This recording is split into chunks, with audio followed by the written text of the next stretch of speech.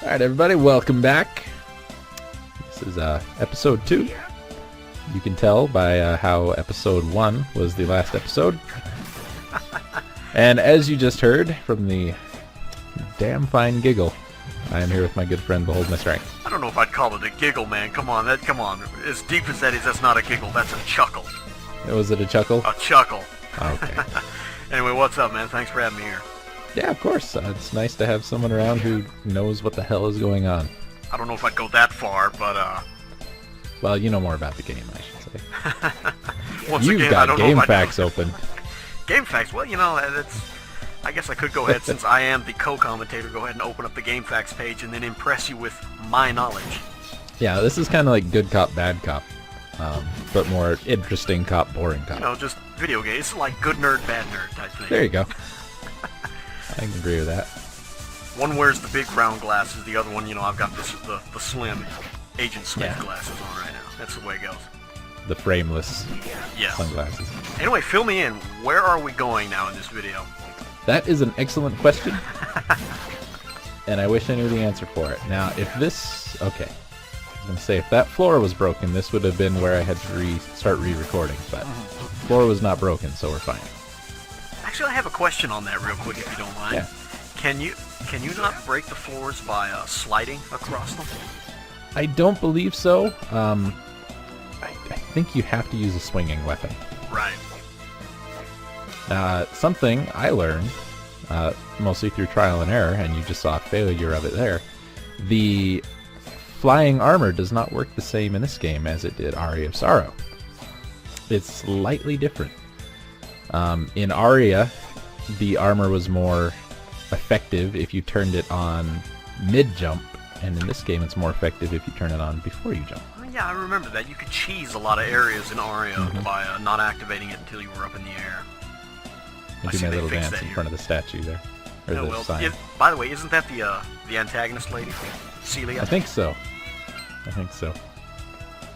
think story-wise, she's the leader of a cult, a rather popular cult, and this is basically a town that follows her. Yeah. The whole idea behind their cult is that, well, God can't truly be good if there's no truly evil opposite to God, so we have to bring Dracula back. Right, because you can't have absolute good without absolute evil. Yeah. That sort of thing. It's kind of like Ecclesia, right? The plot behind that. Not to spoil it or anything. It's been so long since I played it all the way through, mostly because it's so hard. Yeah. That I don't even remember much about it. I remember there was a guy with a gun that shot moons out of it or something. Yeah, I never looked at it like that, but you're right. Isn't that what they were? Now that you mention it, it looks an awful lot like it. His lunar gun. Yeah. Well, he was an unlockable, wasn't he, after you beat the game the first time? Yes, I think he was. Albus, I want to say his name was. But... That sounds right. Also, I think... Well, no, I thought by lowering the water you were able to go up where Julius jumped to now, but... Unfortunately, we have to approach that from the opposite end. Okay. And if someone were about 4 inches taller, I wouldn't have to jump to stab those wolves. Everything is a hassle. Yeah. They did not make this game, to be fun to play. Obviously not. Also, I like the nice touch with the hanged men in the background from the trees. They're like midgets, I guess. They look like. Maybe they're really far away. One thing I didn't instantly notice, but the multiple layers of these backgrounds is just fantastic. Yeah, now that you mention it, I never paid much attention to that either, but especially in that last area, you had the immediate background and then the scrolling, the extreme background, I guess. It's a nice touch. They were able to do a lot more with the graphical and hardware of the DS than they were with the GBA, and they actually used it to its full potential for the most part. And here we have a ghost. One of the souls that took me the longest time to get. A giant wall of ice we can do nothing with. Yes. Not yet, anyway. My flying armor does nothing. Darn. There goes my only idea. Here's a mechanic I think that should have been implemented is if you are falling and are using a swinging weapon, it should do more damage. Yeah, it's kind of like I do think they have it in here though that if you're higher up and you use your dive kick, the more distance that you dive, the more damage you do. I think. I think you're right. So they implemented it kind of there, but they didn't use it with the weapons for whatever reason. Here's something that I was aware of it, but not instantly aware of it. In Aria, we had to get a soul, if I remember right, that would allow us to do a lot of our dive kick and all that other stuff. Yes. For some reason, of everything that Soma could have, called, but yes. He's retained that. He doesn't need a soul to do that this time. You can just do it. Yeah, it's there's like a jumper skeleton or something like that. That's it, bingo. Yeah, right before you fight Julius, it was the diving skeleton or whatever it was. That's what it was. Okay, yeah, but yeah, like you say in the DS games, it's kind of like an innate ability. That's something else they're stealing from Metroid. Exactly. You gotta find the morph ball in every game except one. Except one. Now, that skeleton archer right there ended up being one of my favorite early souls, and really useful even later on in the game. Anyway, the skeleton archer is really strong too, isn't it? Yes, it's a chargeable soul. By holding down the button, you can charge up the shot, and it will do. It's easily the most powerful attack you have available to you at this point in the game if you take the time to charge it. Right. I forget. Do you have to be grounded to use it, or can you use it in the air as well? You can initiate it in the air, I believe, but it needs to charge long enough, and you're usually on the ground by then. Okay. Works really well against large stationary bosses or bosses that don't have a lot of room to move. Which, that's what? I think that's like 75% of the bosses in this game, actually, isn't it? I believe so. Most of them are, like, for the most part, grounded, I think, if I'm not mistaken. Also, this painting, I remember, it creeped me the hell out. I think it's the only one in the game that does that, too. Yes. And I never understood why. I mean, I kept it calling back to, like, Rondo of Blood. You know, the painting would come out, and it would follow you and whatnot. You had to fight it. I kept expecting something like that here, but I guess it's just there to creep you the hell out, which it worked. Good job. Standard warp room, I see. I liked the design of that one. Yeah. It's a lot better than the, I didn't really care for the one in Aria or Harmony of Dissonance that much. It was like this big purple painting on the wall. And then Order of Ecclesia has the spheres, like the giant bubbles. Which is a little strange. Yeah. This guy here, the Slaughterer, has a very useful soul, but it took me forever to get one. It's short range too, isn't it? Isn't it a punch or something like that? It is. Yeah. It's also one of the actual new enemies that they designed for this game. No copy paste on you, sir. Well, kind of. He's got a recolored sprite that we'll run into later. Oh well, true. Yeah. Spoiler alert. I never said anything about copy and paste from this very game. Oh, that's good. I guess we should kind of go over the mechanics of the souls as well, the different types. Oh yeah, probably. You've got your bullet souls, your ability souls, and what is the other one? The yellow ones, they're enchantment souls or something like that, right? That sounds right. Yeah. Bullet souls are red. Yeah. Enchantments are yellow, and the other ones are blue. Yeah. I don't remember what you just said they were called. Ability souls. There you go. Basically, your red souls are like anything that throws out like a projectile or anything like that. As the name implies, bullet soul. So you know, skeleton archer, any kind of an attack thing. Your ability souls, kind of like the flying armor. You know, it lets you do certain things. They're also ice. And your enchantment souls, from what I remember, they give you like status upgrades. You know, they'll increase your strength. I think some of them make you either immune or resistant to like poison and curses and all that stuff. So it's pretty useful. And they're usually there's a word for it. Can't think of what it is. Rare? Passive. Passive, yes. You don't have to activate them. Right. Yes, that's another thing. Yeah, all the yellow souls, they, for the most part, they take effect immediately just by having them equipped. Yeah.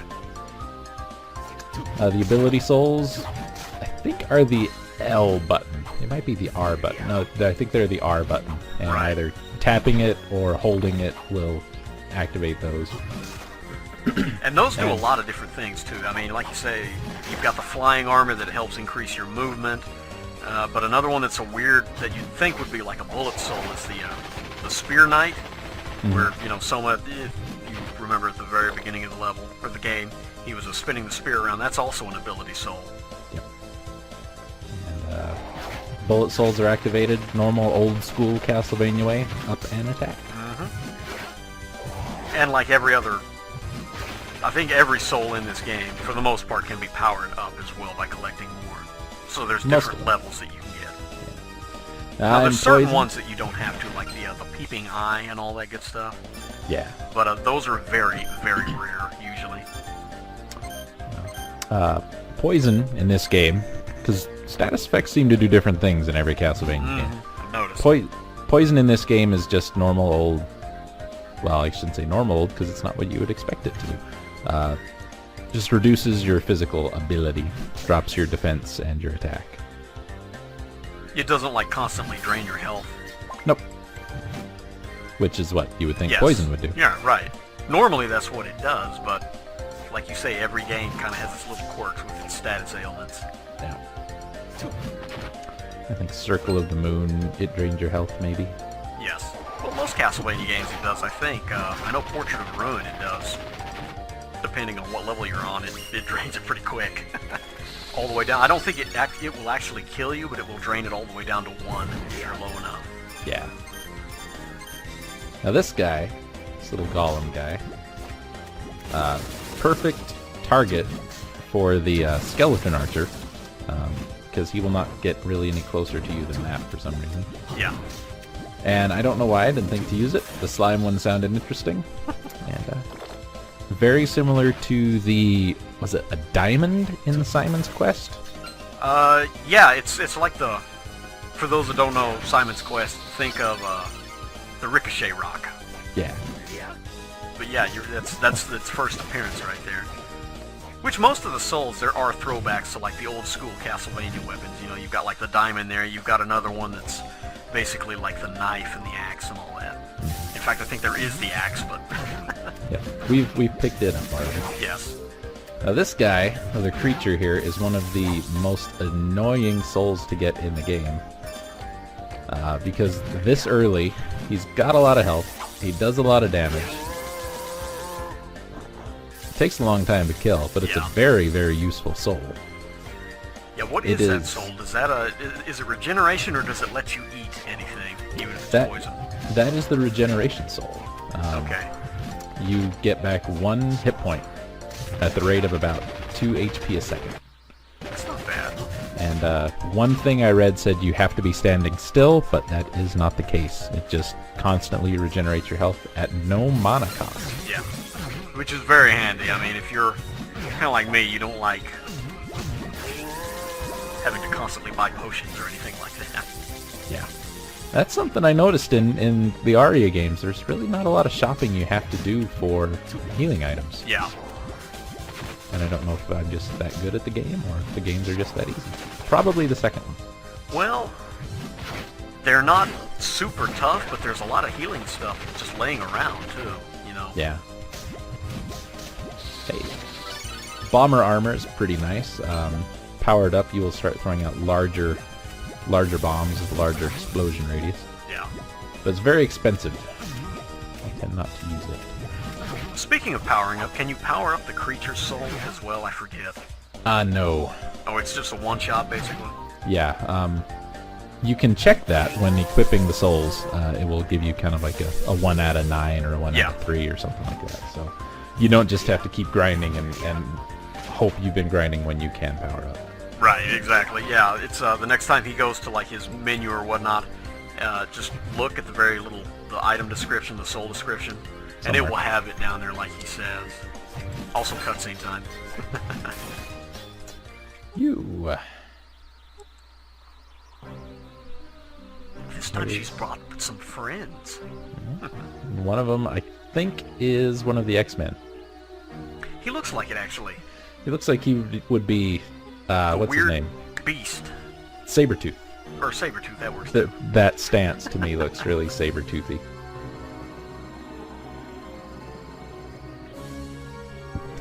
With a name like Dimitri, you know he's a bad guy. Oh, and Dario. How about that? Yeah, Dario Bossy. That's... With names like those, come on. The perfect supervillains. I really enjoyed come end game the introduction of these two characters because I like what they brought to the story. Mm-hmm. We were talking about this before we actually started recording. The way that they handled the plot for this game was actually really well done. See, there you go. Yes. For God to be perfectly good. Yeah, exactly. We spoiled a little bit, but that's okay. If we spoil the bad guys, it's no thing. Yeah. You were gonna find out anyway. Yes. Now the thing of it is, if those of you that have played Aria of Sorrow, or for those that haven't, Soma's power, I think Dario has like power of flame. Did they go over that already? Not really? Yet. Alright, so, audio edit. Yes. I think I just asked if they had already introduced their powers or not. And no, not yet. No, not yet. Well, then I'll restrict it to what we know from Aria of Sorrow, which I think I touched on this earlier, but Soma has the power of dominance and all that. And I think Graham did too, to a certain extent. But each candidate has like their own power that they can use. Mm-hmm. So it's cool how they implemented that more. I guess they fleshed it out more in this game. And you can probably tell by looking at them whose power is going to be what. Yes. Dario there, ignore that, burn you to ashes. That's all a ruse. Yes. No significance at all. No. And I think, I'm not sure if Celia's, yeah, right there. They were born at the same time as Dracula's death. Yes. That's all you have to do to become a candidate to be the new Dracula. Yeah. There's no class you have to take. You don't have to, fill out a form. Yeah, basically just be born on the right day and time. That's simple. Or the wrong day and time. Well, it depends on how you look at it, I guess, sure. But who would want eternal life? I mean, what's waking up every 100 years for 5 minutes before you get killed by some guy with a whip? Oh, we have a boss door. Yeah. I wonder what it could be. Immediately after the cutscene, in the same direction that those individuals walked off on, could it be a Dark Lord candidate that we get to fight? When you open doors, by the way, seals are automatic. You do not have to put them in. Which I kind of wish they would have made me put them in. Whoa. Yeah. Oh. Well, I will never guess what kind of ability we're going to get from this boss now. It's the power of flight. Absolutely, yes. The flying armor let us glide. Now we're going to have full-on flying ability. Now, for those of you who played Aria, you may remember Baylor, the giant face we fought near the end of the game. Yeah, he got kind of a makeover here, though, didn't he? And it looks like he's got braces. Yes, he does. Even monsters need good dental care. And he's about as hard now as he was back then, which is to say, if you don't pay attention, which I don't, he can mess you up. He's a bit punchy, isn't he? And that laser hurts. Wow, yeah. Who'd have thought?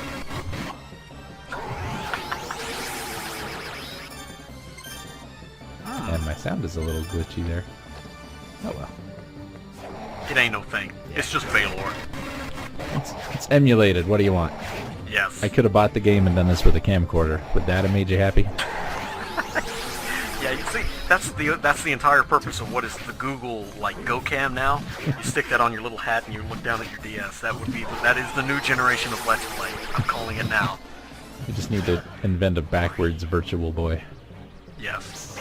Also, I thought it was a nice touch that they, when you kill the boss and you do the magic seal, the boss like disintegrates and gets sucked into the seal. Yeah. That was a nice touch. I liked that. Now there's no wall there. That looks like I should be able to go that way. That makes sense. It's the Dark Lord's power preventing you from going. Yeah. Our own power. Yes. Yes. So we got a soul from him. It's a different one. It's not a bullet soul or anything else like that. This one, Yes. It's an ability soul, I think they call it. And basically you just tap the screen and you can break ice. Mm-hmm. It's very, very situational. Another unique function of the DS touchscreen. We only need that it. they hardly use except in this area. We only need that one skill about 3 times, and then never speak of it again. Yeah, in fact, I think it is restricted entirely. Also, nice super attack. Yeah, I find those by accident. I would hit Yes. the button. What the hell did I do? That was Believe me, I really know. cool. Also, I think it's a good time to close now since the video's ended. I think you're right. Anyway, hey, I appreciate you having me here, man. Hey, you bet. Anytime, buddy. Mm-hmm. See you next time, folks.